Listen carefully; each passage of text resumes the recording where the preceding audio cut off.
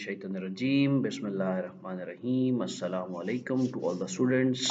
आज हम चैप्टर 4 के न्यूमेरिकल्स करने जा रहे हैं और चैप्टर 4 के न्यूमेरिकल्स में बहुत इजी न्यूमेरिकल्स हैं, कोई डिफ़िकल्टी वाली बात ही नहीं। हम पूरा चैप्टर पढ़ गए हैं तो उसके बाद छोटे मोटे न्यूमेरिकल्स तो हमारे लिए कोई इतना बड़ा मसला है नहीं। सिंपल सिंपल से फार्मूलाज हैं, सारे की सारी वैल्यूज़ हैं, पुट करते जाएं वैल्यूज़ को और आपके answer as it is simple आते जाएंगे। तो हमने सिर्फ ये समझना है कि हमारे पास डाटा क्या है, स्टेटमेंट क्या कह रही है। स्टेटमेंट समझ में आएगी तो न्यूमेरिकल सॉल्व करना मुश्किल हो ही नहीं सकता। सबसे पहले फर्स्ट क्वेश्चन की तरफ चलते हैं। Statement says a man pushes a lawn mower with a 40 newton force. सबसे पहली चीज हमारे पास फोर्स गिवन है that is of 40 newtons and it is directed at an angle of 20 degree theta 20 degree आपके आप downward from the horizontal. Obviously कोई भी जब एंगल बनता है in the anticlockwise direction तो that is always from the horizontal line, that is always from the x axis. तो find the work done by the man as he cuts a strip of grass 20 metre long. Distance भी हमें बता दिया उसने क्योंकि वो straight line में है, डिस्टेंस है, डिस्प्लेसमेंट है, they are same things in a straight line. So d is equal to 20 meter, theta is equal to 20 degree, force is equal to 40 newton. We have to find the work done और work done कैसे find करते हैं? Simple formula W is equal to F dot D और dot product है तो W is equal to F D cos of theta आएगा आपके पास। अब F की वैल्यू हमें ऑलरेडी गिवन है, D की वैल्यू हमें ऑलरेडी गिवन है, थीटा की वैल्यू हमें ऑलरेडी गिवन है। तो just have to put the values in the formula and we get the calculation. Simple है, कैलकुलेशन तो आप लोग खुद से कैलकुलेट कर सकते हो। You just have to put some values in the digital calculator or in the analog calculator if you can find any. So you have just have to put the values and you're going to get the work done, that is W is equal to 7.5 into 10 raised by 2 joules। ठीक है जी, तो ये हमारा first question हो गया। Second question की तरफ चलते हैं। 4.2 are rain drops. Obviously rain drop है, उसका मास होगा m is equal to 3.35। Mass given है G 10 raised by -5 kg। it falls vertically, vertically means due to gravity fall कर रहा है at a constant speed under the influence of the forces of gravity and friction। obviously जब कोई भी चीज ऊपर से नीचे को गिरेगी तो that is due to gravity और in air है, एटमॉस्फेयर है, तो इसमें से जो जो भी हमारे पास चीजें हैं उसके अगेंस्ट कोई ना कोई फोर्स तो लगाएंगी जिसको हम ड्रैग फोर्स भी बोलते हैं। तो that is due to friction, friction हो गई, ड्रैग फोर्स हो गई। तो ये हमारे पास एक तो उसने ये चीज बता दी कि that rain drop is falling vertically at a constant speed due two forces of gravity and friction. At a constant speed यहाँ पे ये भी बताती है कि जो ग्रेविटी एंड फ्रिक्शन है दे आर ऑलमोस्ट इक्वल, क्योंकि अगर कांस्टेंट स्पीड है, फोर्स चेंज नहीं हो रही उसके ऊपर, तो सिंपली हम ये बात कर सकते हैं कि उसके ऊपर जो ग्रेविटी और फ्रिक्शन है उसका आंसर ऑलमोस्ट सेम आएगा। अब डिस्टेंस भी उसने बता दिया, falling through 100 metre how much work is done by gravity and friction. तो पहले हमें पता है कांस्टेंट स्पीड है तो ग्रेविटी और फ्रिक्शन का जो वर्क डन होगा that will B same, that will be equal. Just difference क्या होगा कि ग्रेविटी और फ्रिक्शन की डायरेक्शन में डिफरेंस है। ग्रेविटी किसी चीज को नीचे लेके आती है और फ्रिक्शन उसको उसके अगेंस्ट काम करती है, तो ऊपर की तरफ मूव करने की कोशिश करेगी। ठीक है, हाइट हमारे पास आ गई, मैथ हमें पता चल गया, work done by gravity find करना है, वर्क डन बाय फ्रिक्शन हमने फाइंड करना है। सिंपली सॉल्यूशन की तरफ चलते हैं। Formula F is equal to F dot D. Obviously force of gravity भी डाउनवर्ड है, जो डिस्प्लेसमेंट मूव कर रहा है वो भी डाउनवर्ड आ रहा है, तो दोनों सेम डायरेक्शन में है। ठीक है, फोर्स की डायरेक्शन भी आपके पास ये गिवन है, डिस्प्लेसमेंट की डायरेक्शन भी आपके पास सेम है, तो इन दोनों में सेम डायरेक्शन की वजह से कॉज ऑफ थीटा जो है कॉज ऑफ 0 डिग्री हो जाएगा। एफ हमारे पास ऑलरेडी गिवन है, डिस्प्लेसमेंट हमें हाइट के इक्वल गिवन है। एफ जो है क्योंकि वो ग्रेविटी की वजह से आ रहा है तो F is equal to W, और डब्ल्यू किसके इक्वल होगा एम जी, तो एम जी डी की जगह पे एच आ जाएगा, W is equal to M G H. Simply M की वैल्यू हमें पता है, जी की वैल्यू 9.8 होती है, हाइट 100 मीटर है, तो this is the work done by the gravity. अब जो फोर्स ऑफ फ्रिक्शन है सिंपली आपने फार्मूला सेम लगाना है, कोई डिफरेंस नहीं है फार्मूले में। एफ भी एज इट इज, डी भी एज इट इज, बट क्योंकि फोर्स ऑफ फ्रिक्शन जो है वो अपवर्ड होती है, ये हमारे पास इसको हम स्मॉल एफ से रिप्रेजेंट कर देते हैं, और जो हमारे पास डिस्प्लेसमेंट है जो हाइट उसकी कवर हो रही है वो डाउनवर्ड है, तो आपके पास जो है सिंपली इन दोनों में जो एंगल है वो 180 डिग्री बनेगा। Cause of 180 degree f d आपके पास गिवन है, एफ डी इंटू -1 लगा दें तो this is equal to minus m ji h, क्योंकि f is equal to M g है, डिस्प्लेसमेंट हाइट के इक्वल है, माइनस की वजह से जो कैलकुलेशन है that will be into the same thing, क्योंकि एम भी सेम है, जी भी सेम है as it was in gravity, और हाइट भी सेम है, so there will be only one change and that is the sign, और वो क्या है negative, that is due to the opposite force of friction. ठीक है जी, तो ये हमारे पास ये वर्क डन भी हो गया दोनों का। थर्ड क्वेश्चन की तरफ चलते हैं। 10 bricks each of 6 centimetre thick. अब थिकनेस की जब बात की जाए तो हम अगर मैं इस तरह से एक ब्रिक बना लूँ तो ये ब्रिक कुछ इस तरह से हमारे पास यहाँ से लेके यहाँ तक जो है ये हमारे पास थिकनेस में काउंट होता है and this is equal to H. Thickness को हम एच के इक्वल कंसिडर कर रहे हैं और यहाँ पे हमारे पास जो हाइट है वो 6 सेंटीमीटर गिवन है जो उसने क्वेश्चन में बता दिया। क्योंकि सेंटीमीटर हमारे पास स्टैंडर्ड यूनिट नहीं है तो we have to convert it in standard unit and standard unit is divide by 100 obviously centimetre. So this is 0.606 metre. ठीक है।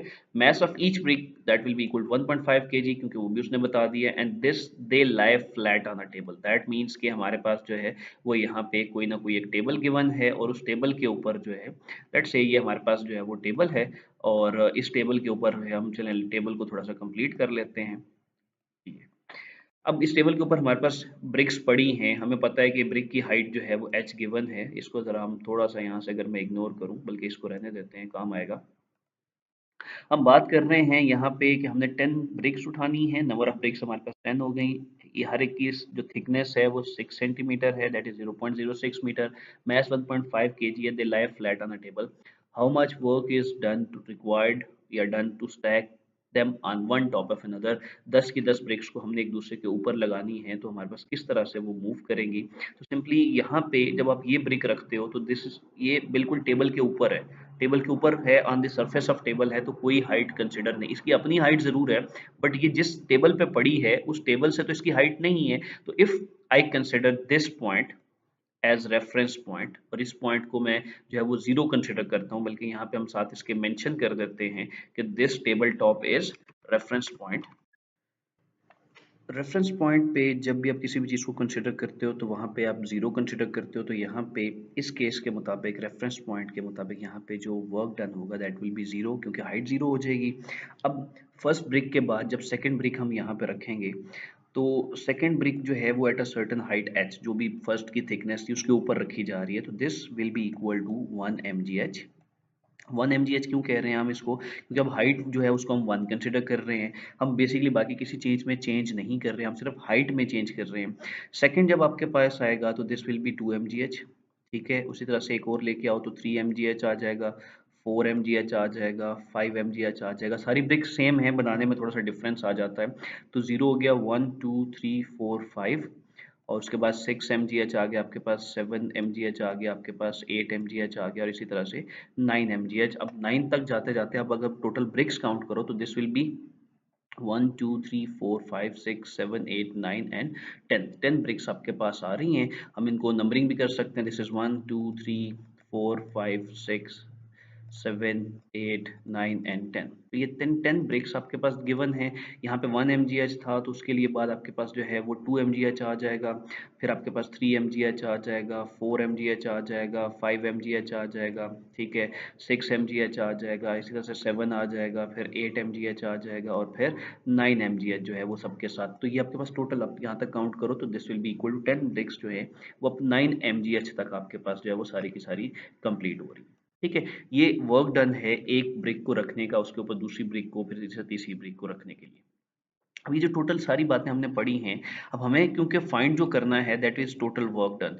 तो टोटल वर्क डन अगर आप फाइंड करना चाह रहे हैं तो टोटल वर्क डन के लिए मुझे ये सारे के सारे वर्क डन ऐड करने पड़ेंगे। इन सबको आप ऐड कर लो। ऐड जब करोगे तो आपके पास ये 10 mgh plus 1 mgh plus 2 mgh बल्कि हम एक काम करते हैं हम साथ इसको कर भी लेते हैं ऐड।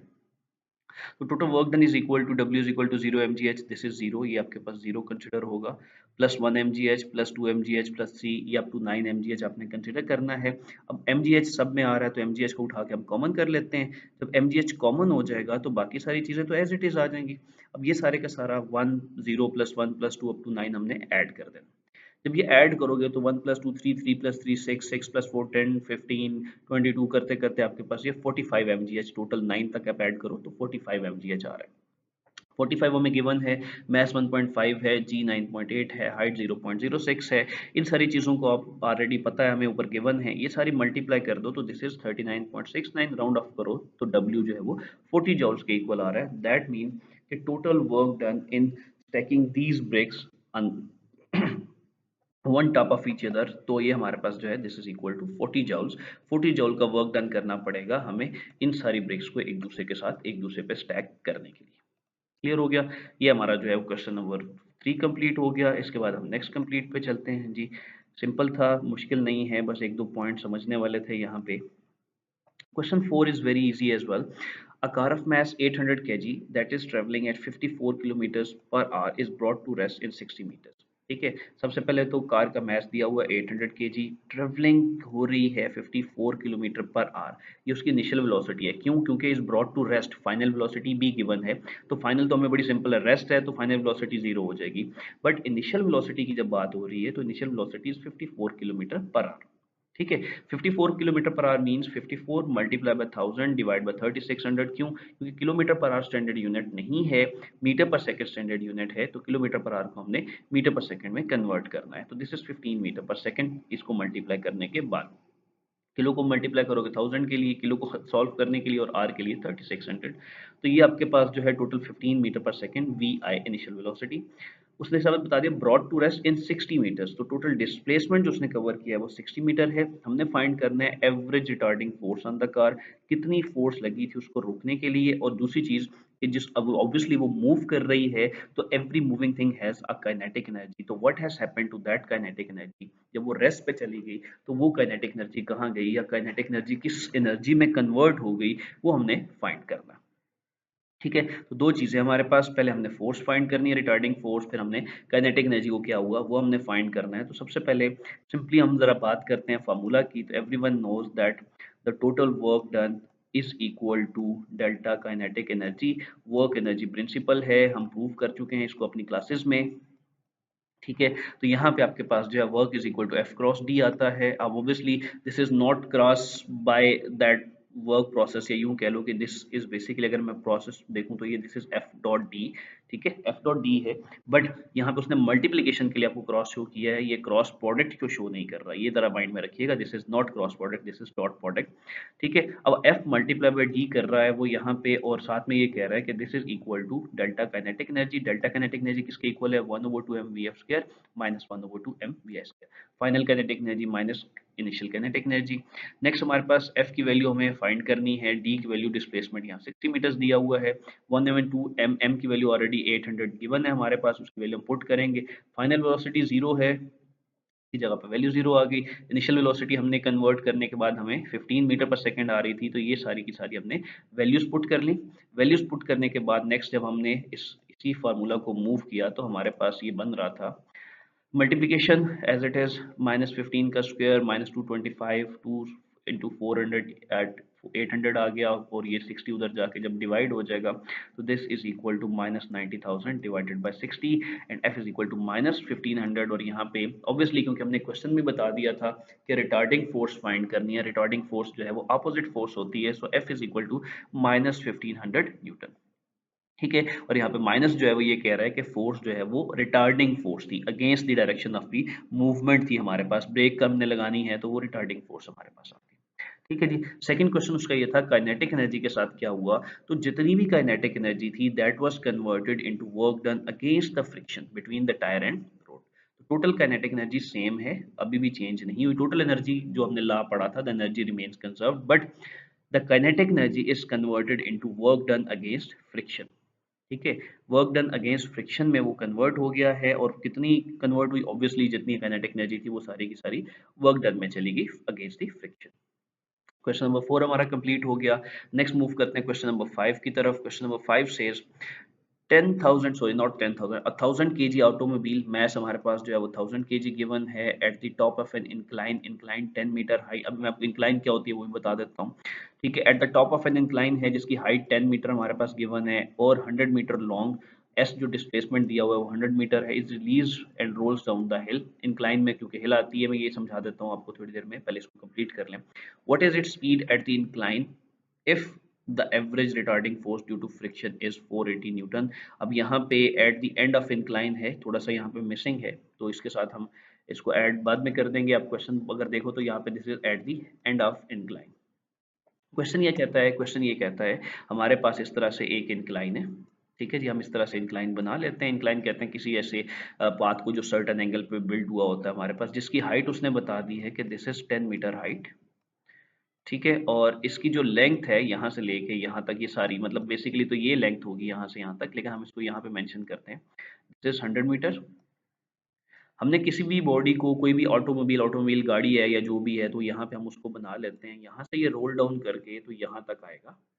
यहाँ पे जो फाइनल वेलोसिटी हमारे पास आएगी, that final velocity we have to calculate at the end. यहाँ पे तो ऑब्वियसली वी आई की अगर बात करें तो this V I will be equal to zero, क्योंकि हमें पता है वो यहाँ पे रेस्ट पोजीशन पे है, लेकिन यहाँ से जब काउंट मूव करके यहाँ तक जाएगी तो यहाँ फाइनल वेलोसिटी कितनी है, that final velocity must be calculated.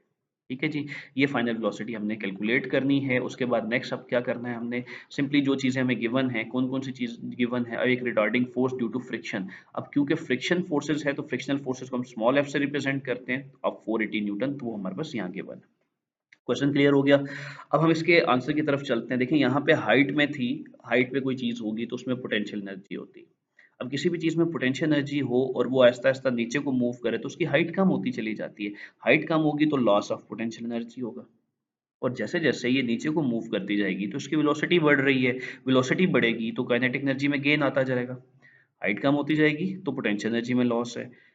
Kinetic energy बढ़ रही है क्योंकि वेलोसिटी बढ़ रही है, तो gain in kinetic energy, plus क्योंकि यहाँ पे फ्रिक्शन भी है और उसने फ्रिक्शनल फोर्स दी है, इसलिए हमने फ्रिक्शन को इग्नोर कर नहीं सकते। तो टोटल फार्मूला हमारे पास, हम क्वेश्चन पढ़ चुके हैं, टोटल काइनेटिक एनर्जी जो है, टोटल एनर्जी जो लास्ट कंजर्वेशन ऑफ एनर्जी हमने पढ़ा था, इंटर कन्वर्जन ऑफ एनर्जी पढ़ा था, तो वहां पे हमने ये चीज प्रूव की थी कि loss of potential energy is equal to gain in kinetic energy plus the work done against friction.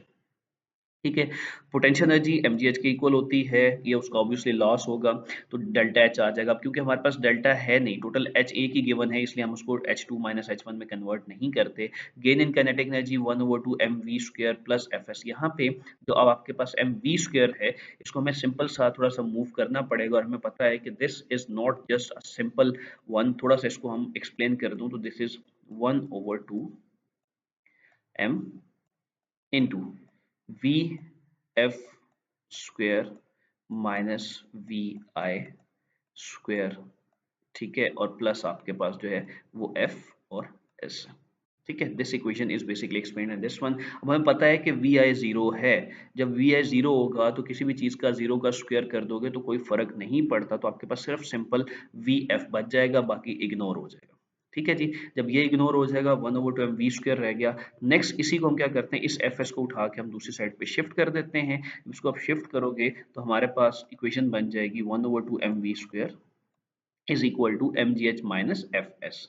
ठीक है, 1/2 M V square is equal to M G H minus F S. ये इक्वेशन आपके पास बच रही है, इधर प्लस था उधर जाके माइनस हो गया। नेक्स्ट इक्वेशन में हमने सिर्फ वैल्यूज पुट करनी है, वैल्यूज सिंपल है, 1/2 की जगह 1/2, मैस की जगह 1000 आ जाएगा। वेलोसिटी हमने फाइंड करनी है, एम हमें गिवन है, 1000 गिवन है, ग्रेविटी 9.8 होती है, हाइट 10 मीटर है, 480 आपके पास फ्रिक्शनल फोर्सेज है, एस आपके पास 100 मीटर है जो उसने यहाँ से यहाँ तक कवर किया। इन सबको हमने क्या कर लेना है, इन सबको हमने कैलकुलेट करना है, और कैलकुलेट करने के बाद हमने इसका आंसर बता देना है। सबसे पहले तो चले कैलकुलेट कर लेते हैं। यहाँ पे आपके पास 500 V square is equal to this one minus this one, तो वी स्क्वायर इसके इक्वल आ गया। अब यहाँ पे 500 गिवन है तो दूसरी साइड पे जाके 500 ऑब्वियसली डिवाइड भी होगा, इसके साथ भी यहाँ पे 500 होगा, स्किप हो गया यहाँ पे लिखना उसने। तो ये 500 वी स्क्वायर है, इस 500 को दूसरी साइड पे जब आप डिवाइड करोगे तो this will be equal to this one 50,000 divide by 500, और ये आपके पास 100 मीटर पर सेकंड आ रहा है, वेलोसिटी है, तो 100 क्योंकि स्क्वायर में है, स्क्वायर खत्म करेंगे तो हमें स्क्वायर रूट लेना पड़ेगा, और 100 का स्क्वायर रूट जो है वो 10 होता है, तो total speed final velocity at the end of this incline will be equal to 10 metre per second. ठीक है जी, ये हमारे पास टोटल वेलोसिटी आ गई जो हमने इसमें फाइंड करनी थी, जो ऑटोमोबाइल यहाँ से मूव करके यहाँ तक आई है, तो उस यहाँ पे एट द एंड कितनी वेलोसिटी उसकी होगी वो हमने कैलकुलेट कर ली। तो total velocity at the end of the incline will be equal to 10 metre per second. ठीक हो गया जी। नेक्स्ट हम जो है इसकी तरफ मूव करते हैं, और क्वेश्चन है हमारे पास 4.5 हो गया, 4.6 करते हैं जी हम। 100 metre cube of water is pump from reservoir into a tank. 100 metre cube of water है जो टैंक में मूव कर रहा है। रेजर्वायर क्या है, टैंक में है, ये सारी चीजें आप इजीली आपको पता है। कोई भी रेजर्वायर जो है अंडरग्राउंड टैंक होता है हमारे पास, उसमें से 100 मीटर क्यूब, 100 मीटर क्यूब, अब क्योंकि हमारे पास वॉल्यूम ऑफ वाटर है 100 मीटर क्यूब, और पंप किया जा रहा है 10 मीटर हाइट है जो उस टैंक में मूव किया जा रहा है, जो 10 मीटर हायर है देन द रिजर्वायर, और टोटल टाइम जो है that is 20 minutes. If the density of water is 1000 kg per meter cube, find the increase in potential energy and the power delivered by the pump। तो density of water अगर हमारे पास given है तो हमने increase in potential energy find करना है, और सेकंड चीज हमने क्या फाइंड करनी है, power delivered by the pump find करना है। टाइम हमें 20 मिनट्स दिया है, क्योंकि मिनट स्टैंडर्ड यूनिट नहीं है इसलिए हम 60 से मल्टीप्लाई करके इसको 1200 सेकंड बना लेते हैं, that means second standard unit हमारे पास है। ठीक हो गया। अच्छा, अब power delivered by the pump find करना और increase in potential energy find करना है। Very simple, very simple.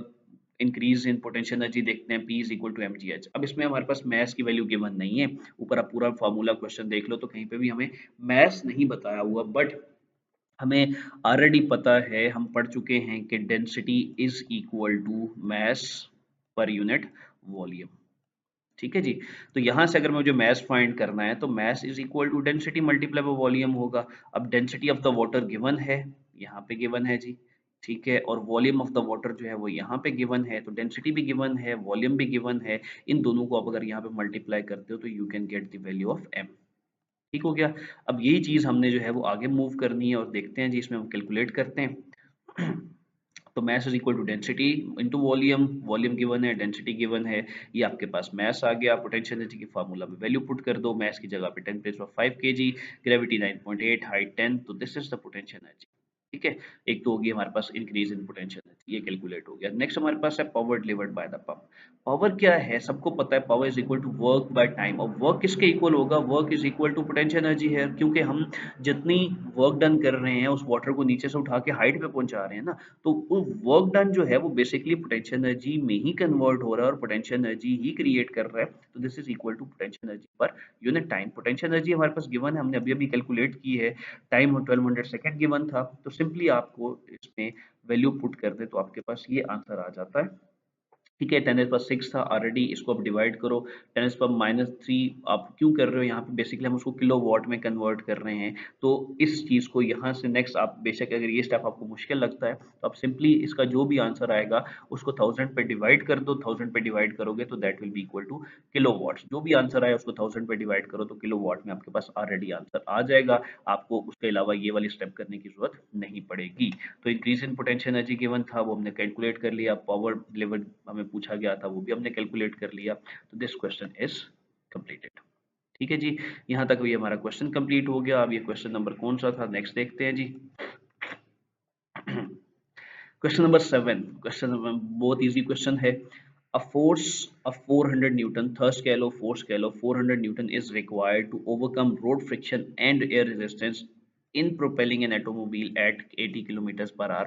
Question ये है कि हमें 400 न्यूटन रिक्वायर्ड है फोर्स, रोड फ्रिक्शन को ओवरकम करना है, एयर रेजिस्टेंस को ओवरकम करना है, इन दोनों को ओवरकम करने के बाद उस गाड़ी को या किसी भी चीज को हमने 80 किलोमीटर पर आवर से मूव करना है। तो वेलोसिटी भी दी हुई है, क्योंकि kilometre per hour standard unit नहीं है तो convert it into standard unit which is 22.22 metre per second. Simple है, multiply by 1000 divided by 3600 seconds. तो ये आपके पास जो है वेलोसिटी हमारे पास उसने बता दी, फोर्स उसने बता दी, और साथ में उसने पूछ लिया कितने किलो वॉट जो है वो इंजन को डेवलप करने चाहिए, कितनी पावर इंजन को डेवलप करनी चाहिए कि वो ये सारी चीजें कवर कर सके। कवर करना है, पावर हमने कैलकुलेट करनी है। As we know that P is equal to F dot V given है, एफ डॉट है तो F V cos of theta होगा, थीटा जो है वो 0 डिग्री, क्यों, क्योंकि ऑब्वियसली जिस साइड पे फोर्स लग रही है उसी साइड पे वो चीज मूव कर रही है, velocity in the same direction है तो कॉस ऑफ 0 डिग्री हो जाएगा। पीछे क्या बचा हमारे पास, एफ इंटू वी। एफ की वैल्यू क्वेश्चन ने बता दी, वी की वैल्यू क्वेश्चन ने बता दी, दोनों चीजें तो क्वेश्चन ने बता दी। हमने क्या करना है, सिंपली इसको मल्टीप्लाई करना है, और इसको आप ऑब्वियसली किलो वॉट में उसने आंसर पूछा था तो डिवाइड बाय 1000 कर दो, तो this is divided by 1000, 8.9 kilo watt हमारे पास जो है वो इसका आंसर आ रहा है। सिंपली एफ डॉट वी करना है आपने, कॉज ऑफ थीटा 0 क्यों हुआ मैं दोबारा बता देता हूँ, जिस डायरेक्शन में फोर्स लग रही है, जो इंजन बना रहा है वो फोर्स उसी डायरेक्शन में गाड़ी मूव कर रही है, उसी डायरेक्शन में वो मूव कर रहा है, तो वेलोसिटी और फोर्स की डायरेक्शन क्या होगी, सेम होगी। तो वेलोसिटी और फोर्स की डायरेक्शन सेम है तो कॉस ऑफ 0 डिग्री आपके पास आएगा, इसलिए F V that is equal to this one, multiply करो तो 8.9 किलो वॉट आपके पास आ रहा है। ठीक है जी, क्वेश्चन नंबर 7 हमारा कंप्लीट हो गया। क्वेश्चन नंबर 8 की तरफ चलते हैं। क्वेश्चन 8 भी बहुत सिंपल है, आपने क्वेश्चन नंबर 4 किया, क्वेश्चन नंबर 4 मैं आपको दोबारा से एक दफा दिखा देता हूँ, क्वेश्चन नंबर 4 कौन सा था। सिंपल है जी। यहाँ पे हमने फोर्स लगाई थी, वेलोसिटी गिवन थी, brought to rest in 60 metres हमारे पास कार थी, हमने फार्मूला लगाया था कि total work done is equal to change in kinetic energy. Same यही चीज आपका क्वेश्चन नंबर 8 में बताया गया है, और क्वेश्चन नंबर 8 में भी उसने यही कहा है कितनी फोर्स रिक्वायर्ड है हमें, ठीक है, वो फोर्स हमने बतानी है, और एक्सरेट करना है हमने इलेक्ट्रॉन को जिसका मैस गिवन है, वहां पे भी मैस गिवन था, यहाँ पे भी मैस गिवन है। रेस्ट का मतलब है, अब इनिशियल रेस्ट है, थोड़ा सा ये चेंज हो गया, उसमें हमने रेस्ट पे लेके गए थे, यहाँ हम रेस्ट से स्टार्ट कर रहे हैं, तो इनिशियल वेलोसिटी 0 है, और फाइनल वेलोसिटी हमारे पास यहाँ गिवन है 2 × 10⁻⁷ मीटर पर सेकेंड, और डिस्टेंस उसने बता दिया 5 centimetre which is equal to 0.05 metre. ठीक है, मैस ऑफ इलेक्ट्रॉन हमारे पास गिवन है, सारी चीजें गिवन है, हमने फाइंड क्या करना है, रिक्वायर्ड फोर्स। तो सिंपली सा फार्मूला लगाना है आपने, total work done is equal to change in kinetic energy. ठीक है जी, चेंज इन काइनेटिक एनर्जी का फार्मूला हमने लगाना है। फार्मूला लगाने के बाद नेक्स्ट हमने इसमें वैल्यूज पुट कर देनी है। तो वैल्यूज पुट करके हमने ये सिंपली, ये जो है ये आपका होमवर्क है, इसको मैं अब यहाँ पे कंप्लीट नहीं कर रहा, इसको आपने खुद कंप्लीट करना है। डब्ल्यू का फार्मूला आपने लगाना है, फार्मूला क्या है ये भी चले मैं एक छोटा सा बता देता हूँ, f into d which is equal to 1/2, m common आ जाएगा, और फाइनल आपके पास v f square minus we I square, ये आपके पास फार्मूला बन जाएगा। इसमें एफ की वैल्यू हमें फाइंड करनी है, this is to calculate, D की वैल्यू हमें पता है, एम की वैल्यू हमें पता है, वी एफ की वैल्यू हमें पता है, वी आई की वैल्यू हमें पता है। ये सारी वैल्यूज हमने उठा के इस इक्वेशन में पुट कर देनी है, और इक्वेशन में पुट करोगे तो you can definitely find the force required. ठीक है जी, ये सिंपली हमारे पास यहाँ तक कंप्लीट हो गया, क्वेश्चन हमारा समझ में आ जाएगा। यही हमारे स्मार्ट सिलेबस का सिलेबस भी है, और इसी तक हमने कंप्लीट करना है। ऑल द बेस्ट, अल्लाह हाफिज़।